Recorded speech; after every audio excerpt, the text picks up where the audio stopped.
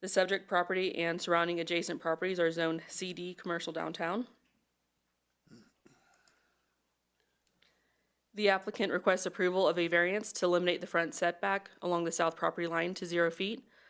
The CD zone district requires a setback minimum of 8 feet and maximum of 16 feet to the front property line. The applicant proposes to construct a new patio east of the adjacent building. The new patio will be slightly elevated from the existing sidewalk along Cleve and will be approximately 50 feet or 50 inches from the property line. The proposed new ADA accessible ramp will abut the existing sidewalk at the property line.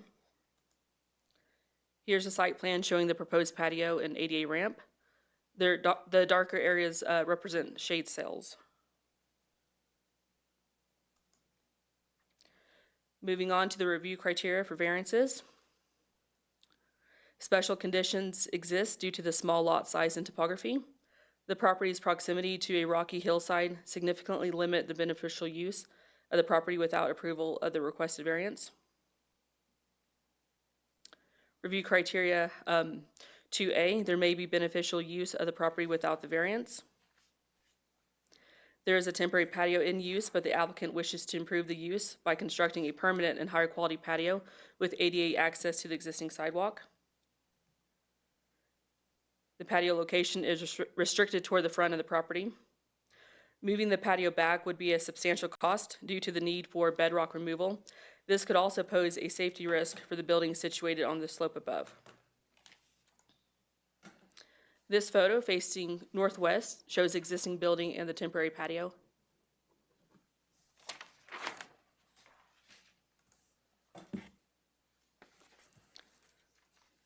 Review criteria 2B.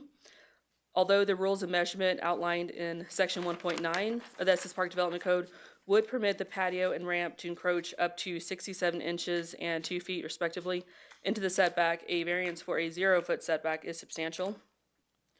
Review criteria 2C. Rather than negatively impacting the essential character of Cleve Street, the new patio would support the ongoing enhancement and align with other Cleve Street improvements. Review criteria 2D.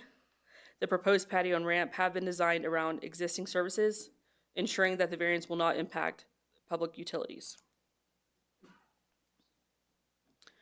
Review criteria 2E.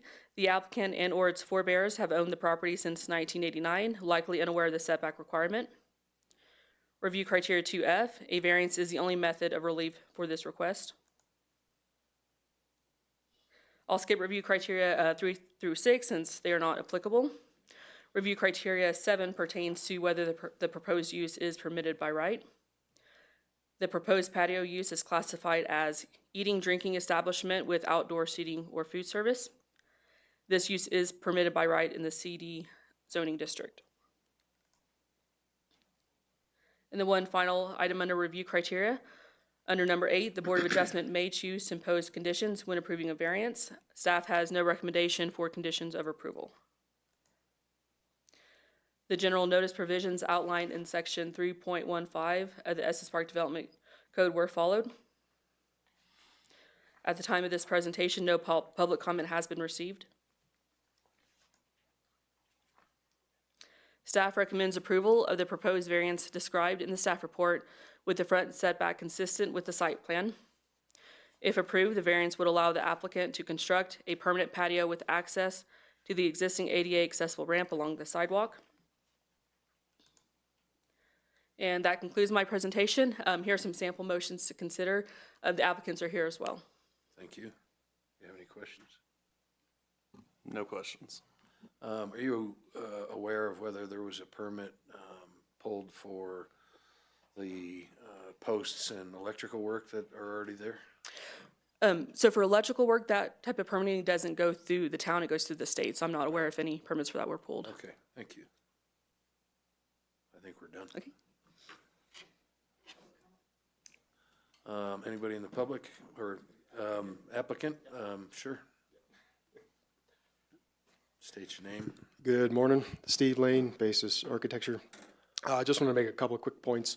The wall you see in the photo was actually built as a temporary wall because there was an existing wall there that got destroyed during the Cleve Street improvements, and so the applicant or basically constructed that wall as a measure to hold back their property. That technically is in this setback and would need a variance as a permanent structure as it is. And really, the only other point I wanted to make is that we actually could comply with the setback variance if we eliminated the accessible ramp, right? So we could keep the patio within the realm of the allowances we have for variances and not build an accessible ramp, but the owner doesn't want to do that. They want to make it accessible to everybody. That seems like an improvement that makes a lot of sense. Does make sense. Thank you. Appreciate it. We're, owner's here too as well, if you have Okay, any questions. owner want to make any comment? I think that's pretty much it. Thank you. Okay. Anybody in the audience want to make comment? Hearing none, I move that we approve this variance as written. Could I get a second? Second. Did you get your vote? Or not? There we go.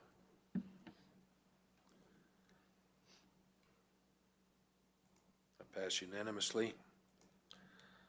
Next item is wetland setback for 1754 Fish Hatchery Road.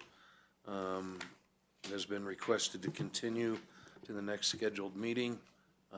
Is there anything you'd like to say? No, sir, other than just we request it be done via formal motion and vote to continue the item. All right, I understand.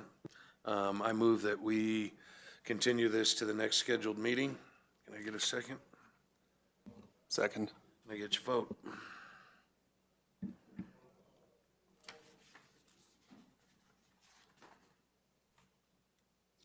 That passed unanimously.